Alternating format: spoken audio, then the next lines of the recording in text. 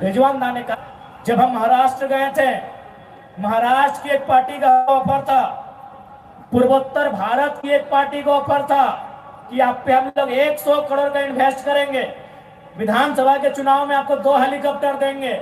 लेकिन हमने एक लाइन कहा था, तो फिर हम भी तो बाकी नेताओं की तरह, केंद्रीय मंत्री और बाकी मंत्रियों की तरह टाटा टिस्को की दलाली करना होगा। आज मैं आप लोगों को स्पष्ट कहना चाहूंगा, जैसे हमारे रिजवान दा ने कहा, बिल्कुल राजनीतिक महत्वाकांक्षा अगर हमारी होती, आपके मन में भी एक सवाल आ रहा होगा कि हम लोग भी बदल जाएंगे क्या। अरे बदल जाने का रहता तो जान जोखिम में नहीं रखते, जान को बचा के सभा करते। आज हम पूरे विश्वास के साथ कहते हैं, देश के माननीय प्रधानमंत्री अपना जीवन में जितना सभा नहीं किया होगा, हमने 2 साल में किया है। यदि बदलने जैसा कोई भी स्वभाव होता तो आज का कार्यक्रम हम कैंसिल कर सकते थे, क्योंकि हम 6 कार्यक्रम कैंसिल करके आए हैं। और कल मेरा कार्यक्रम था, उसको भी कैंसिल किए हैं, परसों का भी कार्यक्रम कैंसिल किए हैं, तो आज वाला भी कैंसिल कर देते हैं। लेकिन आज वाला कैंसिल इसलिए नहीं किए क्योंकि आज कोल्हांचल की माटी में जाकर जो हमारे कोल्हान के वीर हैं, उन्हें आज कहीं ना कहीं हमें नैतिक समर्थन के साथ साथ शारीरिक समर्थन देने की आवश्यकता है। सही बात है। आज जब हम महाराष्ट्र गए थे, महाराष्ट्र की एक पार्टी का ऑफर था, पूर्वोत्तर भारत की एक पार्टी का ऑफर था कि आप पे हम लोग 100 करोड़ का इन्वेस्ट करेंगे, विधानसभा के चुनाव था। तो फिर हम भी तो बाकी नेताओं की तरह, केंद्रीय मंत्री और बाकी मंत्रियों की तरह टाटा टिस्को की दलाली करना होगा। इसलिए आप अपने करोड़ रुपए को रखिए, अपने हेलीकॉप्टर को भी अपने पास रखिए, गोली भी चलेगा तो चलने दीजिए।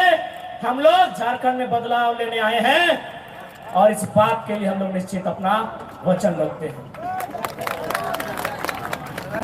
आज बहुत सारे लोग इस बात को कहेंगे कि हम लोग बाहरी भीतरी करते हैं, मैं सिरे से खारिज करूंगा। ये बिल्कुल गलत बात है। कोई बाहरी भीतरी की लड़ाई नहीं है।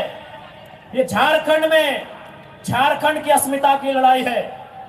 क्योंकि जब विवाद होता है तो सबसे पहले बिहार और झारखंड सामने आते हैं। तो मैं यदि इन बड़ी बड़ी इमारतों में बिहार के निवासी हैं और मैं संवैधानिक दृष्टि से बिहार को बड़ा भाई मानता हूं, तो पहला संदेश आपको दूंगा।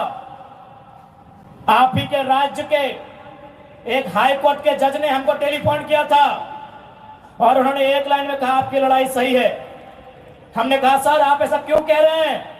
बोला, यार अगर ये लड़ाई तुम्हारी सही नहीं है तो बिहार से झारखंड अलग काहे बना?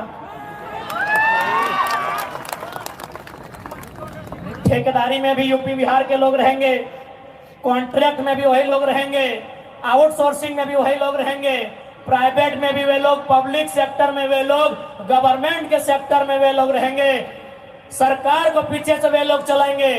तो झारखंड काहे बना है? ये हम नहीं, बिहार राज्य के एक सम्मानित हाईकोर्ट के जज ने कहा है। यानी जो लोग अपना अपना हिस्सा खाना चाहते हैं वो कहीं का रहे, वो हमारे साथ खड़ा है। टेलीफोन से हमारी बात किसान आंदोलन के एक जाट समुदाय के व्यक्ति से हुआ। उसने बड़ा अच्छा तर्क दिया कि आपकी लोकेलिटी की लड़ाई बिल्कुल सही है। यदि मान लीजिए पूरा इंडिया एक होता, कश्मीर से कन्याकुमारी, अरुणाचल प्रदेश से गुजरात, और यदि कोई पंजाब का आदमी, जाहिर सी बात अगर पुलिस को ऑप्शन आता सबसे पहले पंजाब के भाई लोग बनते, और यदि वो असम चल जाता पुलिस की ड्यूटी करने, तो क्या असम को कंट्रोल कर पाता? ये एक जाट नेता का स्टेटमेंट है कि बिल्कुल सही लड़ाई है। बंगाल में बंगाली, बिहार में बिहारी, झारखंड में झारखंडी। यदि कोई टीचर बनता, केरल की कोई लड़की टीचर बनके अरुणाचल प्रदेश चली जाती, क्या वो पढ़ाई कर पाती, बच्चों को पढ़ा पाती? नहीं।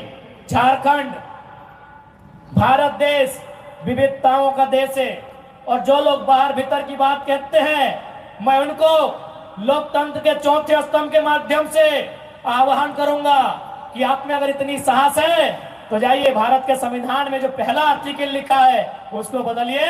वहां साफ साफ लिखा है India that is Bharat shall be a country of states.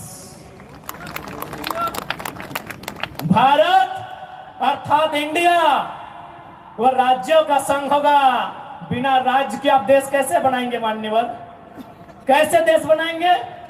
या भाषा एक नहीं, बोली एक नहीं, परंपरा एक नहीं, खान पान का तरीका एक नहीं, अरे पहनने का तरीका एक नहीं, भारत को एक आप कैसे कीजिएगा बताइए? इसलिए भारत का संविधान खूबसूरत है, पढ़िए। जो लोग हमारे अधिकारों पे नजर गड़ा के बैठे हैं, पढ़िए। भारत का भी संविधान साफ साफ लिखा है, India that is Bharat shall be a country of unions, shall be a country of states। वहां लिखा दीजिए।